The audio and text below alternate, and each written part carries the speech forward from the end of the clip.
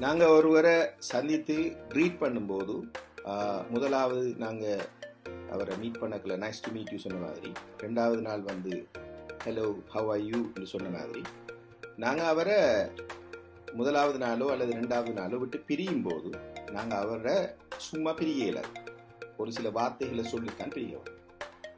நாங்கள் வந்து சொல்லும்போது எப்படி சொல்லணும்னு சொன்னால், ஒரு எக்ஸ்கியூஸை சொல்லணும். I'm sorry, I'm really sorry அப்படின்னு சொல்லிட்டு அதுக்கு பிறகு நீங்கள் உங்களோட காரணத்தை சொல்லணும்.